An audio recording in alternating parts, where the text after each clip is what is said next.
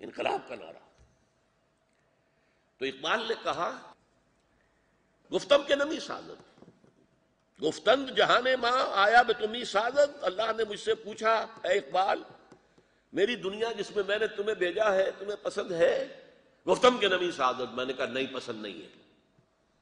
گفتند کے برہم زن، فرمایا کہ اچھا توڑ دو پھوڑ دو درہم برہم کر دو، گو اہیڈ۔ تو کیسے کر دو؟ اب دو مصروں کے اندر ہے، پہلے 4 مراحل اور پھر 2 مراحل۔ پہلے مصرے میں 4 مرحلے ہیں۔ با نشہ درویشی در ساز و دمادم زن، دمادم زن، دمادم زن۔ پہلے درویشی کی روش اختیار کرو اور کام کرتے رہو کرتے رہو کرتے رہو۔ دعوت ہے، تبلیغ ہے، کوئی پاگل کہہ رہا ہے، کوئی گالی دے رہا ہے آپ اسے دعا دے رہے ہیں، یہ درویشی ہے کہ نہیں؟ بدھ مت کے بھکشو بنے ہوئے ہیں، مارا جا رہا تو جواب نہیں دے رہے۔ با نشہ درویشی در ساز و دمادم زن، چون پختہ شوی خودرا بر سلطنت جم زن۔ جب تیار ہو جاؤ، وہ جو میں نے کہا 3 لیولز، تعداد بھی کافی ہے، ٹریننگ بھی صحیح ہو چکی ہے، ڈسپلن کے بھی پابند ہیں، اور ہر شے قربان کرنے کو تیار ہے۔ 4 چیزیں میں نے 4 کی 3 کر دی تھی، 4 ہی چیزیں۔ تو اب اپنے آپ کو ٹکرا دو سلطنت جنگ کے ساتھ، یہ ٹکراؤ، اس کے بغیر انقلاب نہیں آتا، واز سے انقلاب نہیں آتا۔ ٹکراؤ میں جانے جائیں گی خون دینا پڑے گا، اس کے بغیر انقلاب نہیں آتا۔ ٹھنڈے ٹھنڈے ٹھنڈے ٹھنڈے انقلاب نہیں آتا، موٹی بات سمجھ لیجیے۔ میں نے کئی مرتبہ شروع میں دہرایا تھا 6 یا 7 مراحل۔ یہ 6 مراحل ہیں جو میں نے گنوا دیے، یہ کسی ملک کے کسی ٹیریٹری کے اندر انقلاب کی تکمیل کے مراحل۔ انقلابی نظریہ، اس کی اشاعت، اس کو قبول کرنے والوں کی تنظیم، ان کی تربیت، پیسو ریزسٹنس، ایکٹیو ریزسٹنس، تصادم، اور تصادم کے نتیجے میں یا تخت یا تختہ۔ ایک 7ویں سٹیج بھی ہے، ٹرو ریولوشن، جو واقعی انقلاب ہو، ایسے نہ آپ انقلاب کہہ دیں اسے۔ یہ اس کا لٹمس ٹیسٹ ہے، کیمسٹری جنہوں نے پڑھی وہ جانتے ہیں، ریڈ لٹمس، بلو لٹمس پیپر۔ وہ کیا ہے؟ انقلاب کبھی بھی اپنی جغرافیائی یا قومی یا ملکی یا حکومتی سرحدوں کے اندر محدود نہیں رہتا، کیونکہ انقلاب کی بنیاد کیا ہے؟ انقلابی نظریہ۔ نظریوں کو بارڈر کراس کرنے میں دیر نہیں لگتی، اسے کوئی پاسپورٹ نہیں چاہیے، اس کو کوئی ویزا نہیں چاہیے۔ نظریہ زوردار ہے، قوی ہے، مضبوط ہے، مدلل ہے، مبرہن ہے، تو it will possess the people. انقلاب لازماً ایکسپورٹ ہوتا ہے، وہ اپنی حدود میں نہیں رہ سکتا۔ یہ ٹیسٹ ہے کہ یہ انقلاب تھا کہ نہیں، اس کی میں مثال بعد میں دوں گا آپ کو۔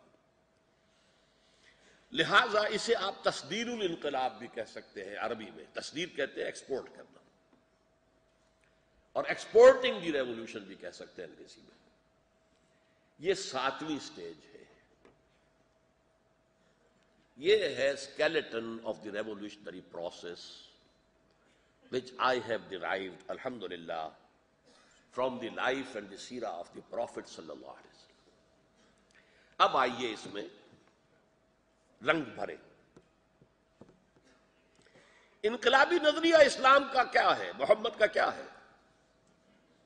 ایک لفظ، توحید۔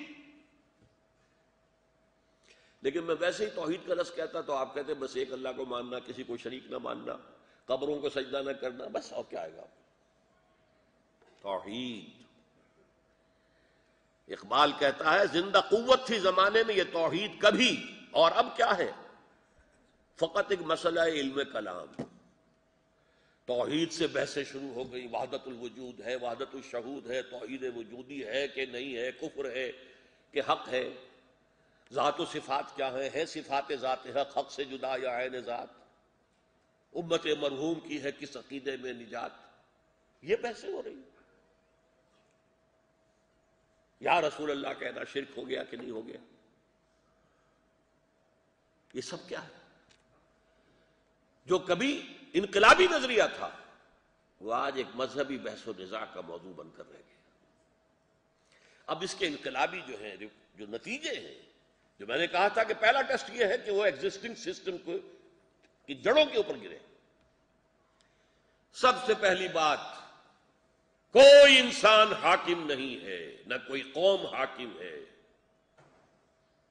لا حاکم الا اللہ، ان الحکم الا للہ۔ سروری زیبا فقط اس ذات بے ہمتا کو ہے، حکمراں ہے ایک وہی، باقی متانے آخری۔ نیگیشن آف ہیومن ساورنٹی، کوئی ہیومن ساورنٹی ممکن نہیں ہے، نہ کسی انڈیویجول کی بادشاہت کی شکل میں، نہ کسی قوم کی دوسری قوم پر، جیسے انگریز ہم پر حکمران ہو گیا تھا، اور نہ ہی عوام کی ساورنٹی۔ شرک ہے، بدترین شرک ہے popular sovereignty. Sovereignty belongs to him۔ شارع صرف وہ ہے یا اس کے نمائندے کی حیثیت سے رسول ہے۔ شارع شریعت بنانے والا وہ ہے، قانون ساز وہ ہے۔ اس سے بڑا کوئی انقلابی نعرہ ہوگا؟ نو ساورنٹی، نو ہیومن ساورنٹی واٹس ایور۔ سیاسی نظام کی جڑوں پر پڑ گیا کہ نہیں؟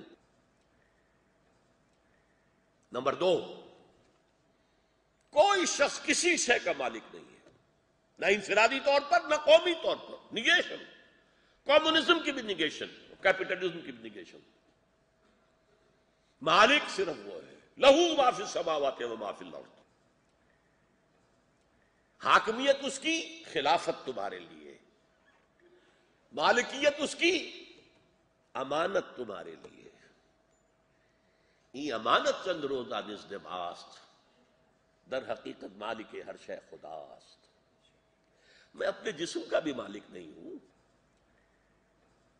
میرا جسم بھی اللہ کا ہے، انا للہ، اب اللہ کے ہے۔ یہ ہاتھ میرے پاس اللہ کی امانت ہے، یہ دماغ میرے پاس اللہ کی امانت ہے، یہ آنکھیں میرے پاس اللہ کی امانت ہے۔ کوئی گھر دے دیا ہے تو اللہ کی امانت ہے، اولاد دی ہے تو اللہ کی امانت ہے۔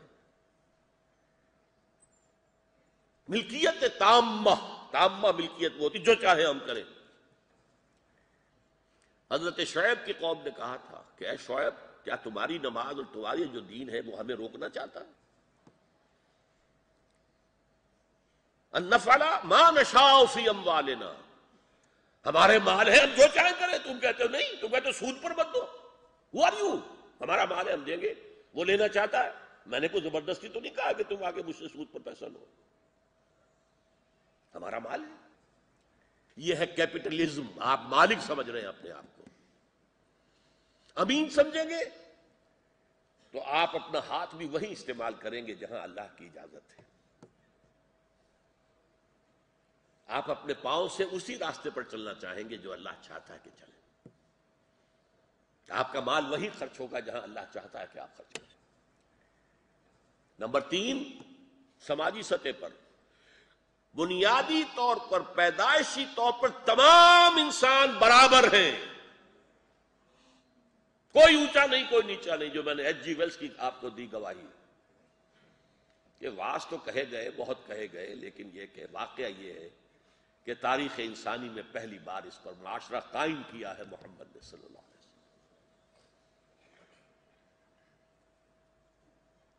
کوئی اونچا نہیں کوئی نیچا نہیں۔ اونچ نیچ ہوگی ایکوائرڈ کریکٹرز کی بنیاد پر، جو چیزیں آپ نے حاصل کی زندگی میں۔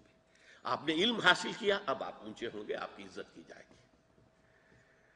آپ نے تقویٰ کی روش اختیار کی، روحانی مقام حاصل کیا، اب آپ کی عزت کی جائے گی۔ ان اکرمکم عند اللہ اتقاکم، اللہ کے نزدیک تم میں سب سے زیادہ باعزت وہ ہے جو سب سے بڑھ کر متقی ہے۔ پیدائشی طور پر شودر ہو، برہمن ہو، کالے ہو، گورے ہو، مرد ہو، عورت ہو، کوئی فرق نہیں، برابر ہے۔ مرد اور عورت کے درمیان بھی فرق ہے، وہ انتظامی فرق ہے۔